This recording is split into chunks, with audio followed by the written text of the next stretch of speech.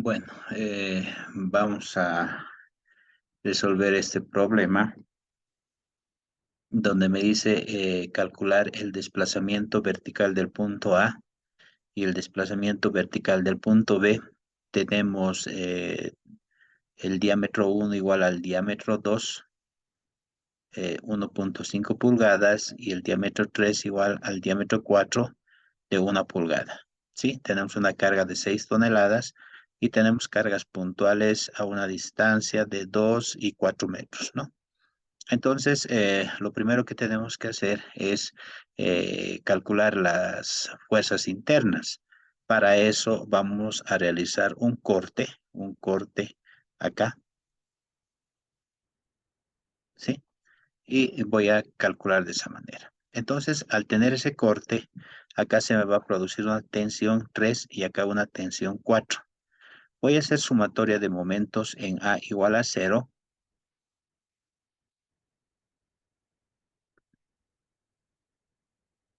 Y voy a tener la tensión 4 por 6 menos la resultante de esta carga distribuida, es equivalente a 6 por 4, va a ser 24 por su centroide, que va a ser 2, ¿no? Y de ahí voy a sacar la tensión 4, y por sumatoria de fuerzas verticales vamos a determinar esta tensión 3. Entonces tengo de esta manera, y voy a calcular, o tengo la tensión 4 igual a 8 toneladas y la tensión 3 igual a 16 toneladas, ¿no?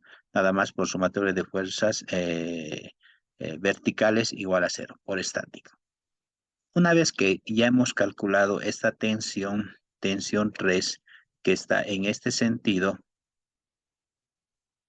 para realizar el otro corte, voy a realizar un corte acá, donde voy a tener una tensión 1 y tensión 2, pero además acá voy a tener un valor de tensión 3 que va a ser equivalente a 16 toneladas, y acá voy a tener un valor de tensión 4 igual a 8 toneladas. Entonces voy a trabajar con ese corte para calcular el valor de la tensión 1 y tensión 2. Teniendo de esta manera tensión 1 y tensión 2, de la misma manera voy a realizar sumatoria de momentos en este punto igual a 0 y sumatoria de fuerzas verticales.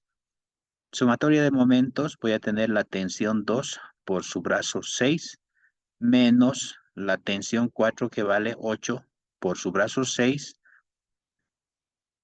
menos 6 toneladas por su brazo 2 y 6 toneladas por su brazo 4 igual a 0.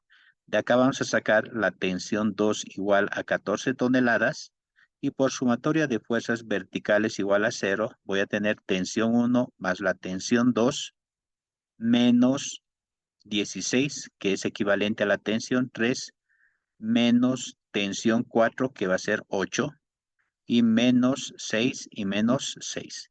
Y de acá saco que la tensión 1 vale 22 toneladas. Entonces, de esta manera nosotros hemos podido determinar las fuerzas internas en las basas o en los alambres, ¿no?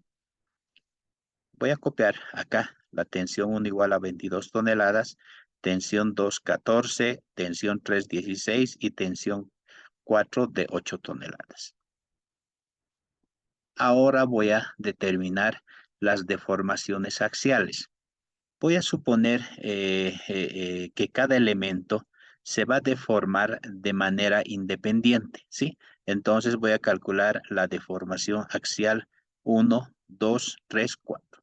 Nosotros sabemos que el cálculo de delta de L va a ser equivalente a la normal por la longitud dividido entre el área multiplicada por el módulo de elasticidad, ¿no? Entonces, la normal tengo del análisis estructural, la longitud del elemento, el área de la sección transversal y el módulo de elasticidad. Entonces, voy a definir el cálculo de delta L1, ¿sí? De delta L1. Para hacer el cálculo de delta L1, lo que vamos a tener, la normal, va a ser equivalente a las 22 toneladas, ¿sí? 22 toneladas. 22 toneladas, la longitud va a ser equivalente a 3 metros. El diámetro es equivalente a 1,5 pulgadas y haciendo una transformación a metros voy a tener 0,0381. Sabemos que el área de la sección transversal es pi por diámetro al cuadrado sobre 4 y voy a tener el área de la sección transversal multiplicado por el módulo de elasticidad.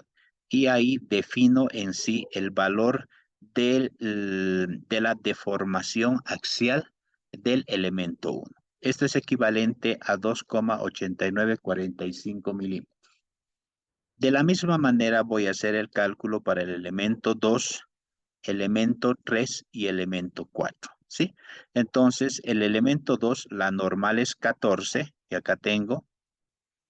Nada más cambia eso y voy a tener un valor de 1,842. Entonces, ¿qué significa? Si me sale positivo, obviamente las normales me salían en tracción.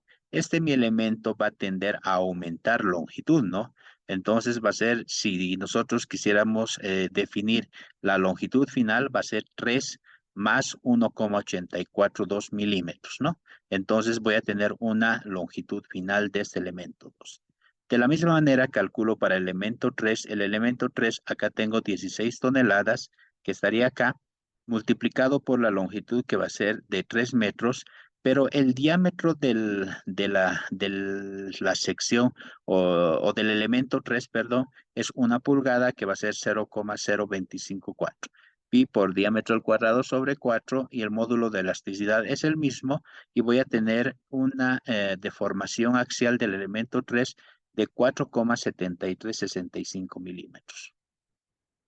Posteriormente, hago el cálculo de la deformación axial del elemento 4, colocando la normal, que va a ser equivalente a las 8 toneladas, y voy a tener un valor de 2,3682. Entonces, hemos definido las deformaciones axiales de cada elemento, cuánto se me va a deformar por efecto en sí de esta carga externa. Una vez que tengo la deformación axial de cada elemento, haciéndolo trabajar por separado, voy a colocarme acá esas deformaciones. Ahora voy a realizar el análisis del cálculo de los desplazamientos, tanto del punto A como del punto B. Pero para eso tenemos que realizar cómo se me va a deformar todo el sistema, ¿no? Porque estos valores de delta L1, delta L2, delta L3 y delta L4 hemos analizado como un elemento que estaría acá, por ejemplo, un elemento de longitud L, y acá voy a considerar un valor de delta de L por efecto de una fuerza de tracción, ¿sí? Entonces, eso es lo que hemos calculado, suponiendo que los elementos están trabajando de manera independiente. Entonces, lo primero que voy a hacer es, voy a trabajar con el sistema inicial, como está acá, y posteriormente voy a realizar la compatibilidad de deformaciones. ¿Cómo hacemos eso? Suponemos, por ejemplo, que este punto C, que en sí va a ser equivalente a este punto, se me va a deformar, se me va a desplazar, ¿no? Este punto C, y voy a tener un desplazamiento del elemento 1 a 2,8345. Este punto va a tender a bajar con un delta L1, ¿no? El punto D, de la misma manera, va a desplazarse verticalmente con un desplazamiento delta L2. Entonces, lo que tenemos que hacer es lo siguiente. Si este elemento tiende a estirarse, la posición final del punto C va a estar acá, ¿sí? Y si yo quisiera calcular el desplazamiento vertical del punto A, entonces, si esto cae, esto va a caer en una primera instancia ese valor de delta L1 y además voy a sumar el desplazamiento vertical del elemento 3. Entonces voy a tener más el delta L3. Y la posición final del punto A se me va a encontrar de esa manera. Entonces tengo que hacer un análisis de compatibilidad de deformaciones. Entonces hago ese análisis, delta L1, acá está. La base en su estado inicial se encontraba de manera horizontal y después de aplicada la carga, obviamente la base va a estar un poco inclinado, ¿no? Porque el delta L1, vean, es 2,89 y el delta L2 es 1,84. Entonces tiene menor desplazamiento vertical. Entonces, si existe un desplazamiento, este mi elemento tiende a estirarse, obviamente la posición final del punto C va a estar acá, ¿no es cierto? Entonces, ese desplazamiento para calcular el desplazamiento total del punto A, va a recorrer acá, ¿sí? Y por último, coloco el desplazamiento de la base 3, que la base 3 sería esta, ¿no? Y de la misma manera voy a colocar en el otro lado el desplazamiento vertical del punto 4. Entonces, la pregunta era, ¿cuál es el delta de L del punto A y delta L del punto B? Entonces, el punto A tiende a desplazarse una distancia vertical delta L1 más delta L3 y el punto B delta L2 más delta L4, lo que hemos calculado acá. Entonces digo, delta LA va a ser igual a 1 más el 3, que va a ser 7,631, y el delta LB del punto B va a ser el desplazamiento vertical de la base 2 más el desplazamiento vertical de la base 4, y voy a tener 4,2102.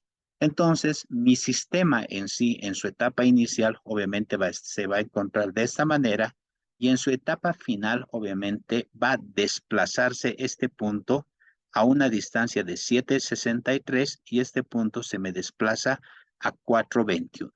Y voy a tener mi estado inicial y mi estado final después de aplicada la carga. ¿Sí?